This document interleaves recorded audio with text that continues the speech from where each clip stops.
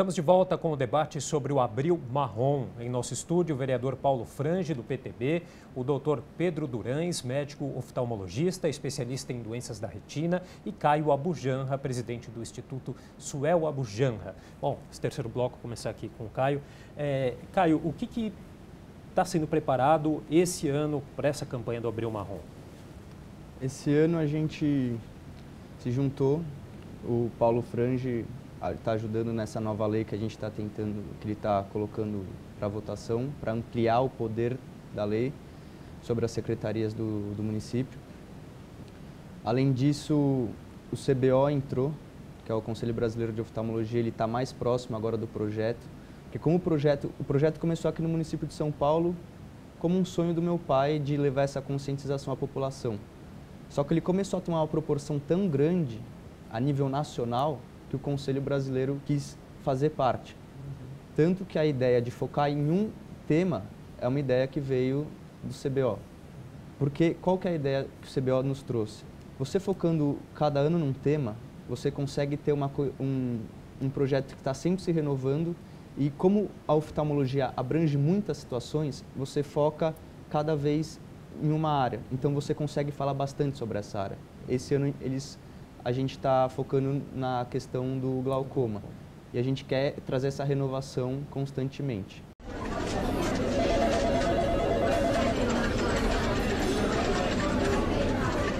Inclusive, só aqui no estado de São Paulo já são cerca de 250 municípios que já instituíram o Abril Marrom. 250 municípios no estado de São Paulo. E o que o Caio colocou é muito importante. O Conselho Brasileiro de Oftalmologia detém toda a expertise, toda a experiência, toda a informação de tudo que é moderno, do que é política pública. E a presença dele nesse processo enriquece muito e nos dá muita segurança na condução dessa situação. Ou seja, vai acabar orientando também a própria Secretaria de Saúde, orientando todos aqueles que participam, porque são atividades que são, muitas vezes, envolvem muitas entidades sem fins lucrativos, em mutirões. Nós temos, na área da oftalmologia, um número muito grande de pessoas que participam disso, mutirões de catarata, mutirões para poder fazer exame de refração, para poder levar o óculos, enfim, tudo isso é muito importante, mas nós não podemos distanciar do aspecto técnico. Portanto, a presença do Conselho Brasileiro de Oftalmologia nesse processo enriqueceu muito tudo.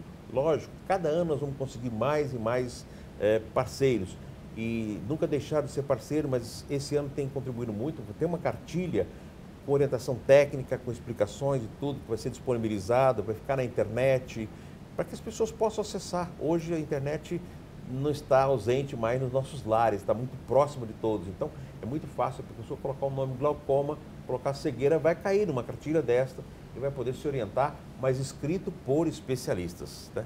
Inclusive, essas informações também estão no site do senhor, né, vereador? Sim. Essa informação, a cartilha vai estar no meu site, no site do Abril Marrom, no site da Câmara, no site do Instituto Suel. Enfim, vamos tentar transferir essa informação que tem compilado ali informações técnicas com fácil entendimento para qualquer nível de pessoa que vai ler, para que a gente possa pulverizar essa informação, né? É a socialização do conhecimento, né? Qual que é o site, vereador, só para a gente... O site meu é www.paulofrange.com.br. Okay. Ou no próprio site da Câmara vai ter também Abril Marrom e vai ter a mesma cartilha. Tá certo. Doutor Pedro, o que é mais importante nessa questão da prevenção, né? Há maneiras da pessoa fazer essa prevenção? Focando especificamente no glaucoma, que é o tema do nosso Abril Marrom, pelo fato de ser uma doença silenciosa e não causar sintomas inicialmente, a consulta oftalmológica é o fator mais importante. Então, nós devemos focar nisso, que o paciente procure o oftalmologista, independente de ter ou não sintomas, independente de enxergar ou não bem. Então, isso é muito importante ser frisado, porque muitas vezes a pessoa só vai ao oftalmologista quando não enxerga bem, quando enxerga alguma mancha, e às vezes é muito tarde. Então, medidas preventivas, obviamente, existem, né? Assim, com relação à dieta, por exemplo, uma dieta rica em legumes, em frutas, né? De forma geral, interfere na qualidade de visão, não propriamente no glaucoma, nós estamos falando no aspecto geral de qualidade de visão, óculos de proteção de qualidade, com filtros ultravioleta, ajuda muito na prevenção de catarata, de doenças da retina. Você tem algumas medidas preventivas, né? O uso de óculos adequados, né? De qualidade adequada, também para correção do grau.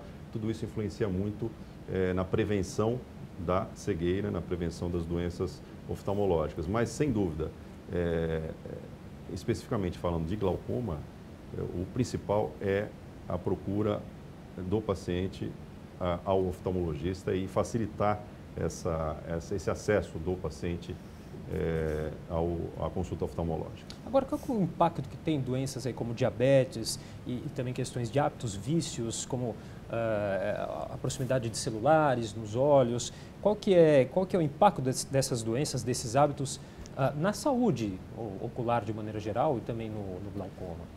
O impacto é enorme.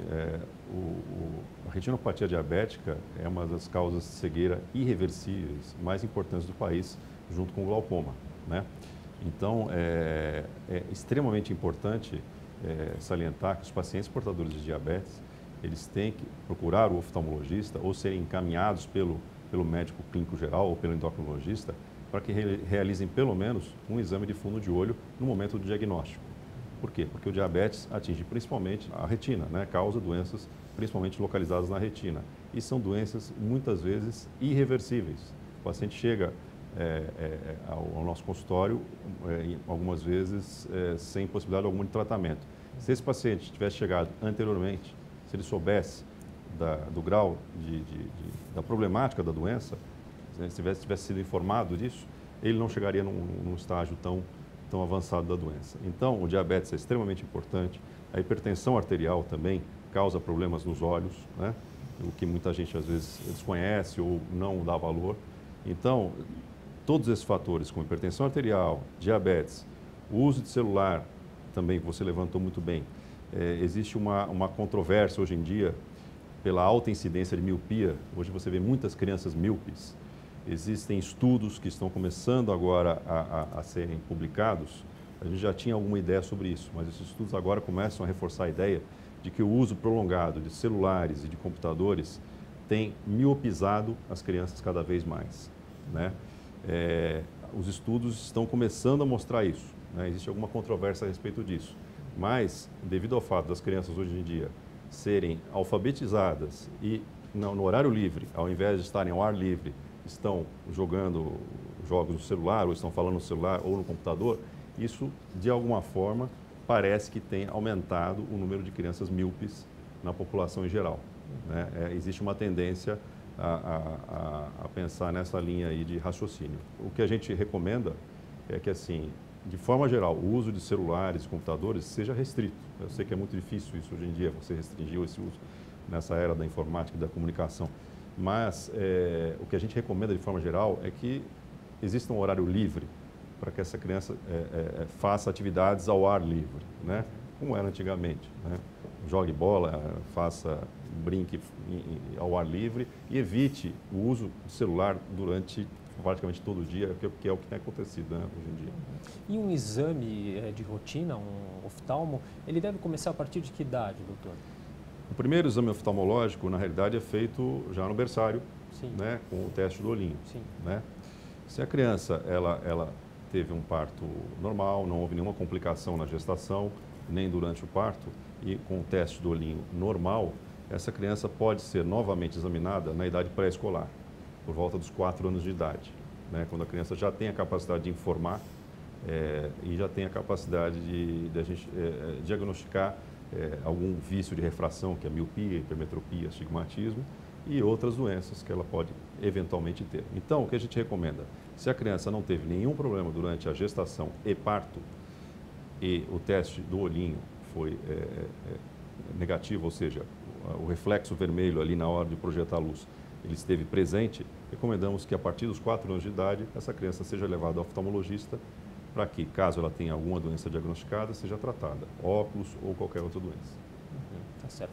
Caio, eu queria que você explicasse um pouquinho para a gente o que te motivou, claro, além de continuar com esse legado do seu pai, com o Instituto, o que te motivou a dar sequência a esse trabalho, já que você não é da área médica também? Bom, explica para a gente um pouquinho.